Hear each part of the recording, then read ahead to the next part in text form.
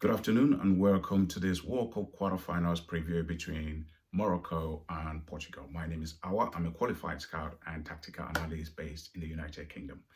Now, as you might have seen already, Portugal and Morocco have released their lineups, and as you can see from the board, they've got a similar tactical setup. Now, don't you let that fool you. It might look the same on paper, but in execution, it's actually different. Now, these two teams have history. They last met at the World Cup in 1986, and Morocco beat Portugal 3-1, 2 goals from Kyrie and 1 goal from Mary Crimo, for those who were able to watch then. And there are videos available on YouTube if you want to watch. And I think that the Portuguese would have this in the back of their mind and will be thinking this is their time to avenge that defeat.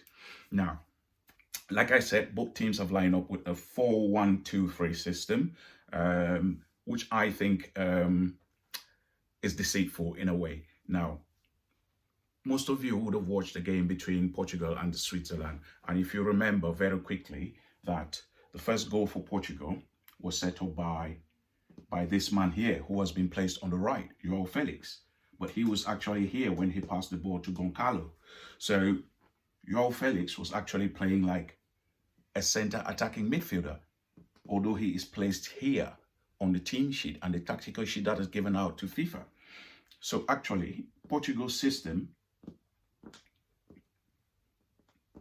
even though it lines up like that, ends up being like this. So Portugal kind of plays a 4-4-2 system. Now, on the other hand, Morocco doesn't change their system. Their system stay as it is, with their main man, who I consider to have been the best center defensive midfielder in this tournament so far, Amrabat, sitting deep and dictating play for Morocco. Now, you've got today, Ruben Neves is coming. Ruben Neves is coming in place of William Carvalho.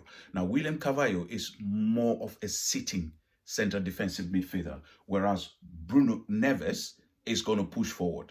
Neves is going to push forward. What that tells me, the inclusion of Neves in this team, is that Portugal are going to attack Morocco. Now, William Carvalho was brought in against Switzerland because the manager was very cautious, because Bruno Carvalho is a solid central defensive midfielder. He doesn't go forward at all. He stays. So they wanted to make sure on the day against Switzerland, they were able to shore off any attacks from the Swiss, which he successfully did. Now, both systems are very offensive.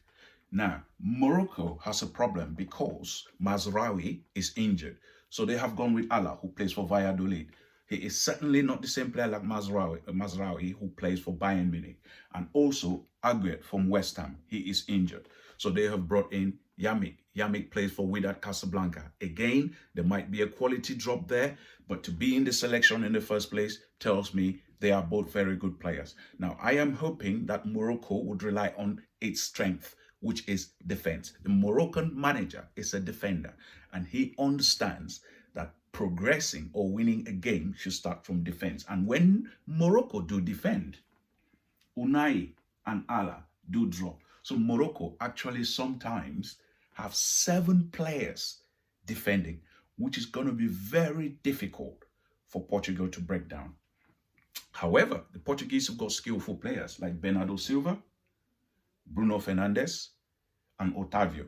These are players, or Joao Felix. These are players who can beat you one-on-one and create spaces that were not there previously. Now, I am very certain we're not going to have the Moroccan fullbacks bumping forward. However, as you would have seen in the last game, Portugal's 5th goal, I think, came from a cross by Diego Dallo and finished by the left back, Rafael Guerreiro. What that means is they're going to be pushing up. They want to attack. So, if they lose the ball, guess what? These spaces are going to be there for exploitation. Now, the difficulty that poses for Morocco is that Morocco hasn't got very fast footballers up top. They've got Ziyech, they've got Buffal, and they've got En Nesyri. Now, pace is not their strength. So what Morocco really need is someone in En Nesyri who can hold the ball and let their players come in. So even though there are spaces here, I am not sure how Morocco is going to make use of those spaces. So Morocco would somehow have to rely on build-up play, which they have done successfully. Against Spain, they created some good chances, So I think Morocco has an opportunity there. And they know this, that this is where their opportunities will come from. Now, Buffal has got some pace, and he is a very tricky player. So that is one to look out for. Buffal against Diego Dallo, So I think despite the fact that Portugal has an edge over Morocco, I think this is going to be a very difficult game for Portugal, given that the Moroccans have been able to shut out every single team in this tournament, including Spain. So the strength of Morocco is their defense. The strength of Portugal is their attack. How that plays out will depend on how both teams apply their tactical setups. And I am hoping that this being the knockout stage, Morocco can hold on. And if possible, make use of free kicks, set plays that may come their way. And who knows, they can surprise Portugal.